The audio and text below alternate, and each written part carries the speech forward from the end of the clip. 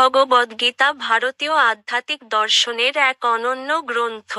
এই গ্রন্থে শ্রীকৃষ্ণ অর্জুনকে যেভাবে জীবনের কর্তব্য, ধর্ম, জ্ঞান, ভক্তি এবং মুক্তির পথ দেখিয়েছেন।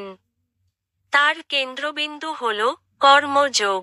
কর্মযোগ এমন এক জীবন দর্শন যা আমাদের শেখায়, কর্ম করো, কিন্তু ফলের মোহে জড়িও না। শ্রীকৃষ্ণ বলেন, কর্মণ্যেবাধিকারস্তে মা ফলেষু কদাচন, অর্থাৎ তোমার অধিকার শুধু কর্মে, কখনো তার ফলে নয়। কর্মযোগের অর্থ, যোগ শব্দের অর্থ হল সংযোগ বা ঐক্য, আর কর্ম মানে কাজ বা কর্তব্য। অতএব কর্মযোগ হল এমন এক পদ্ধতি যেখানে মানুষ নিজের কর্তব্য পালন করে, কিন্তু আত্মাকে ঈশ্বরের সঙ্গে যুক্ত রাখে। এখানে কর্ম মানে কেবল শারীরিক শ্রম নয়, বরং প্রতিটি কাজ, চিন্তা, বাক্য এবং মনোভাব সবই অন্তর্ভুক্ত। কর্মযোগের মূল উদ্দেশ্য হল আত্মশুদ্ধি, অহংকার ও আসক্তি থেকে মুক্তি, ঈশ্বরের সঙ্গে সংযোগ স্থাপন। শ্রীকৃষ্ণের কর্মযোগের মূল নীতি ফলের আসক্তি ত্যাগ। শ্রীকৃষ্ণের মতে, কর্ম করার সময় ফলের প্রত্যাশা করলে মন অস্থির হয়। ফলের চিন্তা মানুষকে স্বার্থপর করে তোলে এবং ঈশ্বর চেতনা থেকে দূরে সরিয়ে দেয়। তিনি বলেন, যে কর্ম করে কিন্তু ফলের আসক্তি রাখে না, সেই সত্যিকারের যোগী। এই নীতির মাধ্যমে কৃষ্ণ আমাদের শেখান যে আমরা কাজ করব কর্তব্যবোধ থেকে, না যে পুরস্কারের আশায়। কর্তব্য পালনই ধর্ম। অর্জুন যখন যুদ্ধে নিরস্ত্র হয়ে পড়েন, তখন কৃষ্ণ তাকে মনে করিয়ে দেন যে একজন ক্ষত্রিয় হিসেবে তার কর্তব্য হল যুদ্ধ করা। কৃষ্ণ বলেন, নিজের ধর্মে অবিচল থাকা অন্যের ধর্মের চেয়ে শ্রেয়। এখানে ধর্ম মানে শুধু ধর্মীয় আচার নয়, বরং নিজের দায়িত্ব ও কর্তব্য। যে ব্যক্তি নিজের কর্তব্য পালন করে, সে ঈশ্বরের পথে অগ্রসর হয়, কারণ কর্তব্য পালনই আধ্যাত্মিকতার ভিত্তি। সমত্বভাব, সমদৃষ্টি। কৃষ্ণ শেখান যে সাফল্য বা ব্যর্থতা, সুখ বা দুঃখ, এই সবই ক্ষণস্থায়ী। তাই কর্মযোগী সব অবস্থায় সমত্ব বজায় রাখে। তিনি বলেন, যোগঃ কর্মসু কৌশলম, অর্থাৎ যোগ হল কর্মে দক্ষতা, যেখানে মন স্থির থাকে, ফলাফলের দ্বারা প্রভাবিত হয় না। এই সমত্বভাব মানুষকে ভেতর থেকে শক্তিশালী করে তোলে। আত্মনিয়ন্ত্রণ ও সংযম। কর্মযোগে মন, ইন্দ্রিয় ও চিন্তাকে নিয়ন্ত্রণে রাখা অপরিহার্য। কৃষ্ণ বলেন, যে ব্যক্তি নিজের মনকে জয় করেছে, সে বন্ধুর মতো, আর যে মনকে জয় করতে পারেনি, সে শত্রুর মতো। মন সংযত না থাকলে মানুষ কর্মফলের দাস হয়ে পড়ে। কর্মযোগ শেখায় কিভাবে অন্তরের নিয়ন্ত্রণ রক্ষা করতে হয়। ঈশ্বরাপনবোধ। কৃষ্ণ বলেন, যে কাজই করো, যে আহারই গ্রহণ করো, সবই আমাকে অর্পণ করো। এই নীতির অর্থ, আমরা আমাদের সমস্ত কর্ম, ভাবনা ও ফল ঈশ্বরের চরণে নিবেদন করব। এতে করে অহংকার দূর হয় এবং কর্ম পবিত্র হয়ে ওঠে। কর্মযোগ বনাম অন্যান্য যোগ। শ্রীকৃষ্ণ কর্মযোগকে সর্বজনীন পথ বলে মনে করেছেন। তিনি বলেন, জ্ঞানযোগ হল বুদ্ধির মাধ্যমে ঈশ্বর প্রাপ্তি, ভক্তিযোগ হল প্রেমের মাধ্যমে ঈশ্বরের সঙ্গে মিলন, কর্মযোগ হল কাজের মাধ্যমে সেই মিলন।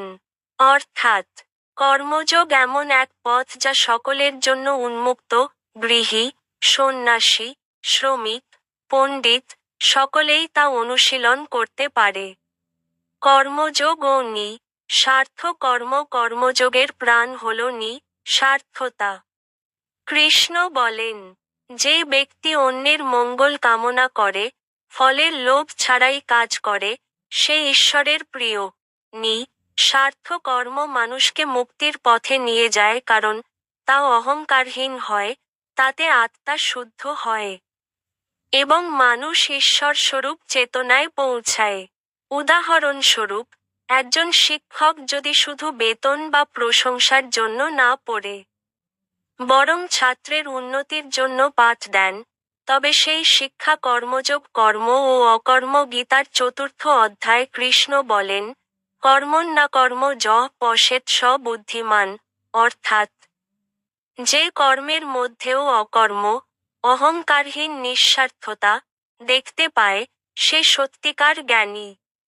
এই ধারণা বোঝায় যে কর্মের মূল হল মনোভাব। বাহ্যিকভাবে কেউ অনেক কাজ করছে, কিন্তু যদি তা লোভ বা ক্রোধ থেকে হয়, তবে তা আধ্যাত্মিক নয়। অন্যদিকে, কেউ সামান্য কাজ করলেও যদি তা ঈশ্বর চিন্তায় নিবেদিত হয়, তবে সেটি সত্যিকারের যোগ। কর্মযোগ ও মুক্তি। শ্রীকৃষ্ণ বলেন, যে ব্যক্তি ফলের আসক্তি ত্যাগ করে, সে কখনো বন্ধনে আবদ্ধ হয় না। অতএব, কর্মযোগের চূড়ান্ত লক্ষ্য হল মোক্ষ বা মুক্তি। এই মুক্তি মানে দেহত্যাগ নয়, বরং মানসিক স্বাধীনতা, যেখানে আত্মা সমস্ত আসক্তি, ভয় ও দুঃখ থেকে মুক্ত। কর্মযোগ আমাদের শেখায়, কাজ করো, কিন্তু মন ঈশ্বরে স্থির রাখো, তাহলেই কর্ম বন্ধন সৃষ্টি করবে না, বরং মুক্তির পথ খুলে দেবে। কর্মযোগের বাস্তব প্রয়োগ। আজকের জীবনে কর্মযোগ অত্যন্ত প্রাসঙ্গিক। একজন ছাত্র যদি অধ্যয়ন করে কেবল পরীক্ষার জন্য নয়, বরং জ্ঞানলাভের উদ্দেশ্যে, সে কর্মযোগী। একজন চিকিৎসক যদি মানুষের সেবা করে ঈশ্বর সেবার রূপে দেখে, সে কর্মযোগী। গৃহিণী যদি পরিবারকে ভালোবাসা দিয়ে চালান, কিন্তু ফলের আশা ছাড়েন, তিনিও কর্মযোগিনী। কর্মযোগ তাই শুধু ধর্মীয় নয়, নৈতিক ও মানবিক আদর্শও বটে। কর্মযোগ ও আধুনিক মনোবিজ্ঞান। আধুনিক মনোবিজ্ঞান বলে, মানুষ যখন ফলের চিন্তা থেকে মুক্ত হয়, তখন তার কর্মক্ষমতা বাড়ে। শ্রীকৃষ্ণের কর্মযোগও তাই বলে, ফলের মোহ ত্যাগ করলে মন শান্ত থাকে, মনোযোগ বাড়ে, কর্মের গুণমান উন্নত হয়। অর্থাৎ, কর্মযোগ কেবল আধ্যাত্মিক নয়, মানসিক ভারসাম্যেরও পথ। কর্মযোগের ধাপসমূহ: সঠিক কর্ম নির্ধারণ, নিজের কর্তব্য জানা, অহংকার ত্যাগ, আমি করছি এই ভাবনা মুছে দেওয়া, ফলাসক্তি ত্যাগ, সাফল্য বা ব্যর্থতার চিন্তা না করা, সমদৃষ্টি চর্চা, সুখ দুঃখে সমভাব রাখা, ঈশ্বর চেতনা, প্রতিটি কর্মকে ঈশ্বরকে উৎসর্গ করা। কর্মযোগে অর্জুনের রূপান্তর। যুদ্ধক্ষেত্রে অর্জুন বিভ্রান্ত ছিলেন, নিজের আত্মীয়দের বিরুদ্ধে যুদ্ধ করতে হবে বলে তিনি কাঁদছিলেন। কিন্তু শ্রীকৃষ্ণ কর্মযোগের শিক্ষা দিয়ে তাকে বোঝালেন, এই যুদ্ধ তোমার কর্তব্য।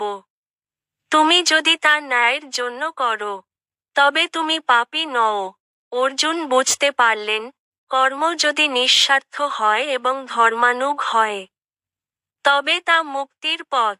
এই উপলব্ধিই অর্জুনকে শক্তিশালী যোদ্ধায় রূপান্তরিত করে।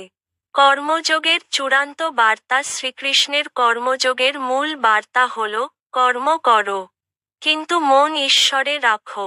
এই নীতির মধ্যে নিহিত আছে জীবন দর্শন, মনোবিজ্ঞান এবং আধ্যাত্মিকতা। এতে কাজ ধর্মে পরিণত হয়, আর মানুষ নিজের আত্মাকে চিনতে পারে। উপসংহার: শ্রীকৃষ্ণের কর্মযোগ আমাদের শেখায়, জীবন মানে শুধু কাজ নয়, বরং সচেতন কর্ম। আমরা যখন প্রতিটি কাজকে ঈশ্বর চেতনায় করি, তখন কর্মই হয়ে ওঠে সাধনা। ফলাফলের দাস না হয়ে কর্তব্যের পথিক হয়ে উঠলেই জীবন শান্তি ও মুক্তি লাভ করে। এই কর্মযোগী মানবজীবনের শ্রেষ্ঠ সাধনা, যেখানে কাজই পূজা, কর্তব্যই ধ্যান, আর নিঃস্বার্থতাই মুক্তি। শ্রীকৃষ্ণের কর্মযোগের সারমর্ম: কর্তব্য করো, কিন্তু ফলের আসক্তি রেখো না। অহংকার ত্যাগ করো, মন ঈশ্বরে নিবিষ্ট রাখো। কর্মে দক্ষ হও, ফলের ভয় করো না। এভাবেই কর্মই তোমাকে মুক্তি দেবে।